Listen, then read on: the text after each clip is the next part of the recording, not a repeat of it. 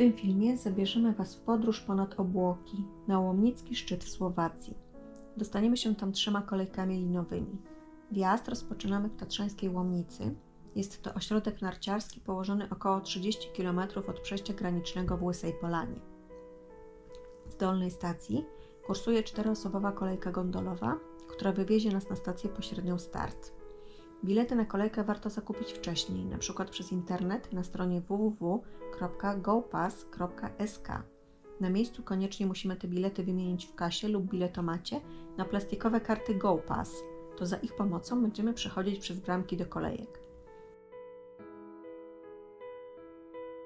Drugą kolejką wjedziemy na Łomnicki Staw, czyli Skalnate Pleso, znajdujący się na wysokości 1751 metrów nad poziomem morza.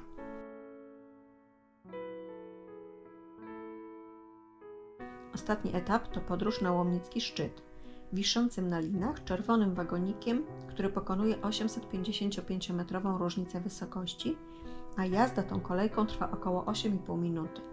Do wagonika może wejść 14 osób oraz zawsze towarzyszy nam pracownik kolei, podobnie zresztą jak w kolejce na Kasprowy Wierch. Godzina wjazdu na bilecie to godzina odjazdu z Łomnickiego Stawu na Łomnicki Szczyt.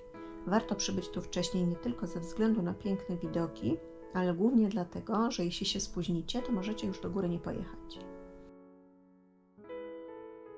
Na szczycie Łomnicy znajduje się taras widokowy, z którego będziemy podziwiać panoramę Tatr polskich i słowackich.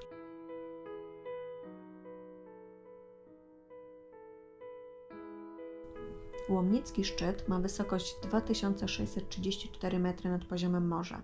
Jest drugim po Gerlachu najwyższym szczytem w Tatrach, a do około 1860 roku był uważany nawet za najwyższy wśród tatrzańskich szczytów.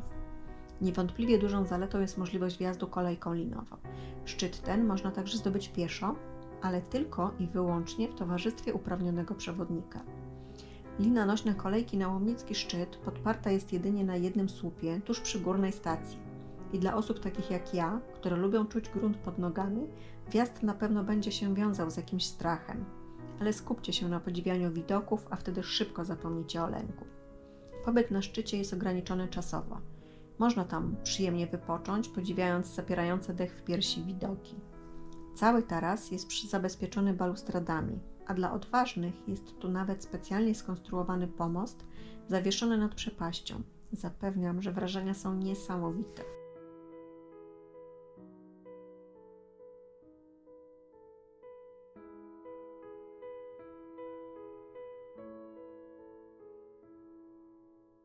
W zabudowaniach na szczycie znajduje się kawiarenka oraz niedostępne dla turystów obserwatorium astronomiczne i meteorologiczne. Jako ciekawostkę powiem Wam, że na szczycie jest również hotel górski. Można tu więc przenocować w przygotowanym apartamencie i nocą być bliżej gwiazd. Jak wyjeżdżaliśmy rano z Zakopanego, niebo było całkowicie zachmurzone. Jednak już w drodze do tatrzańskiej Łomnicy zaczęło się przejaśniać i całe szczęście. Zobaczcie, jakie tu są widoki. Te chmury zostały gdzieś tam w dole, a my mogliśmy spacerować ponad obłokami. Otacza nas kilka potężnych szczytów, z których wiele przekracza granicę 2500 metrów. Łomnica po raz pierwszy została zdobyta pomiędzy rokiem 1760 a 1790.